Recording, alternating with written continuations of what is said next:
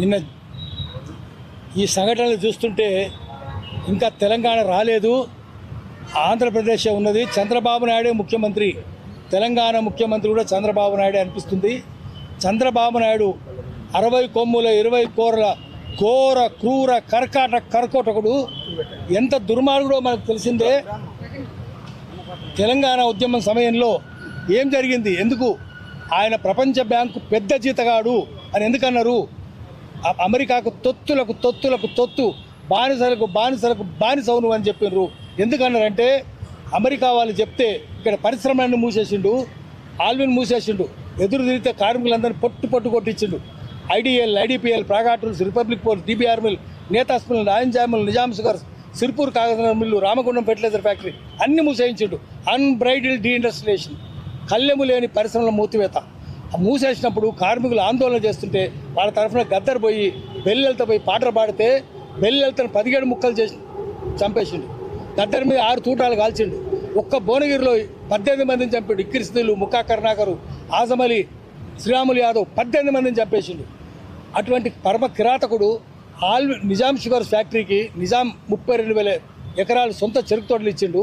ఆ ఎకరాల భూమి ₹1,00,000 ఎకరం వేసుకుంటే కూడా భూముల విలువనే 3,200 కోట్లు. ముంబోస్పల్లిలో అంటే మెదక్ పక్కనే ఉంటుంది, బోధనలో, ముత్యంపేటలో, కరీంనగర్ జిల్లాలో 3 చోట్ల ఎంత కమ్మిండు అది?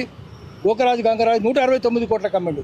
కార్మికులందరూ ఆందోళన చేస్తే 3 జిల్లాలు నాశనమై ఆందోళన చేస్తే కార్మికులను పొట్టు కొట్టించిండు. 3 జిల్లాల్లో రైతులను కొట్టించిండు. అటువంటి కిరాతకుడు మళ్ళీ ఇప్పుడు తెలంగాణకు వచ్చిండు. తెలంగాణ పరిపాలన చేస్తుంది. రాజకీయ పెత్తనం, పొలిటికల్ పోలీసింగ్ చేసిండు. అది చేయడం కోసం థాట్ పోలీసింగ్, ఆలోచన మీద పెత్తనం చేసింది.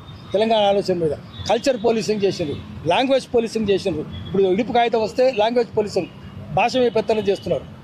మనం ఇదే కాదు, అన్ని విషయాలు చూస్తున్నాం. పవన్ కళ్యాణ్ అనేవాడు చదువు లేదు, శీలం లేదు, సంస్కారం లేదు, తాగుబోతు, వాగుబోకు, అదురుబోతు. వీళ్ళ తెలంగాణ గురించి మాట్లాడేది, భాష గురించి మాట్లాడేది. అందుకనే తెలంగాణ ప్రజలు లాఠీ లేపాలి. వాడు లూటీ చేస్తున్నాడు. ఇప్పటికి పరిశ్రమలన్నీ వాళ్ళే, సినిమాలన్నీ వాళ్ళే, డిస్ట్రిబ్యూటర్స్ అందరూ వాళ్ళే. ఇప్పటికి ఈరోజు జరిగేది కూడా అది. డైరెక్టర్లు కూడా వాళ్ళే, కంపెనీలన్నీ వానియే, మా ఫార్మా కంపెనీలు వానియే, స్కూళ్ళు వానియే, అదేవిధంగా ఇది హాస్పిటల్ కూడా వాళ్ళే. మొత్తం వాళ్ళ పరిపాలన ఉన్నది. అందుకని అన్నిటి తని తరిమేయాలి. క్విట్ తెలంగాణ అని చెప్పాలి. మళ్ళీ ఇప్పుడు స్లోగన్ మనం వేయాల్సింది క్విట్ తెలంగాణ, తెలంగాణ చోటుకే జావు అని చెప్పాలి. దానికోసం ఆ లూటీ చేసే వాళ్ళందరూ మేము లాఠీ లేపాలి. లాఠీ లేపడానికి మళ్ళీ తెలంగాణ మళ్ళీ లేపాలి. ప్రజల తెలంగాణ తెచ్చుకోవాలి, ప్రజాస్వామిక తెలంగాణ తెచ్చుకోవాలి. దానికోసం దొంగలను తరిమేయడం కోసం మళ్ళీ లాఠీ లేపుదాము, మళ్ళీ అందరిని ఏకం చేద్దాము. ఏకం చేసి ప్రజల తెలంగాణ తెచ్చుకుందాం.